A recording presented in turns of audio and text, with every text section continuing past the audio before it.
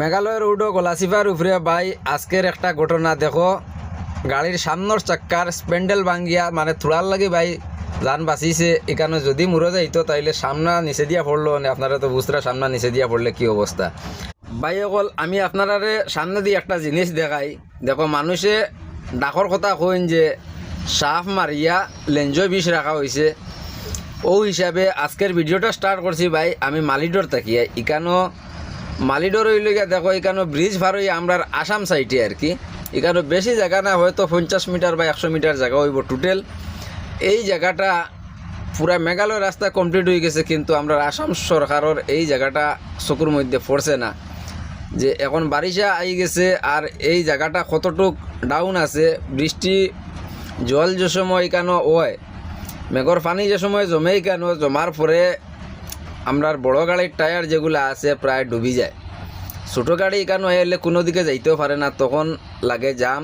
আর যেগুলা সিঙ্গল ডিফারেন্সিয়ালের গাড়ি আছে মানে ফৌরেল ছাড়া যে গাড়িগুলাই না আছে 10 চাকা 12 চাকা 16 চাকা যেগুলা খালি গাড়ি আছে, প্রায় সময় এই জায়গা গিয়ালে স্লিপ করতে করতে কোনো দিকে যায় না, তখন গাড়ি ফাঁসে আর এই জায়গার থেকে জামর উৎপত্তির সৃষ্টি হয়। আর আমরা নর্থ ইস্টের মধ্যে সব থেকে ব্যস্তহীন রাস্তা যদি হওয়া হয় এটা আমরা মেঘালয় রোড, যেটা কারণ খুব বেশি এই রাস্তাত গাড়ি চলে। আর এই গাড়ি চলার সময় ভাই খালি যদি রাস্তাটা 1 ঘন্টা গাড়ি খাড়া হয় তাহলে পিছের দিকে কমসে কম 2 কিলোমিটার লম্বা লাইন হয়, শুধু 1 ঘন্টা।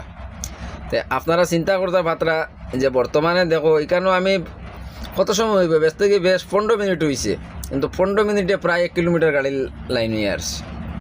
আর ব্রিজটা পার হয়ে যায় ভাই সামনে দিয়ে আমি দেখাইমু এখানে রাস্তার মধ্যে কিভাবে অ্যাম্বুলেন্স দাঁড়াইয়া আছে। প্রায় এখানে অ্যাম্বুলেন্স দাঁড়ানি প্রায় 20 থেকে 30 মিনিটের মতো হইয়া আসছে অ্যাম্বুলেন্সটা এখানেও দাঁড়ানির। আপনারা চিন্তা করুন একটা অ্যাম্বুলেন্সও যে সময় রুগী থাকে, কারণ এই রোডও অ্যাম্বুলেন্সগুলো এমনি আয় না, বেশিরভাগ রেফার বা ইমার্জেন্সি কেসের যেগুলো আছে, যেমন শিলচর মেডিকেল কলেজে কেউ গেলো এখানে রুগীটা ভালো হয়েছে না, এখান থেকে রেফার করিয়া দিল গুয়াহাটি, তখন অ্যাম্বুলেন্স দিয়া খুব শর্ট টাইমে এখানে গুয়াহাটি হোক বা আমরা শিলং নিগ্রিম হসপিটাল আছে এই জায়গার মধ্যে এগুলা রেফার করা হয়, আওয়া যাওয়া সবসময় আছে। তখন এগুলা কিতা হয়, এই জামর কারণে প্রায় রুগী এই রাস্তার মধ্যে মারা যায়, প্রায় সময় মানে এইরকম দেখতে পাওয়া যায়। তো এর লাগিয়া কই আর ভাই অকল ভিডিওটা শেয়ার করিয়া আমরা সরকারের নজরে জেলা পড়ে ওভাবে দিবা। ধন্যবাদ।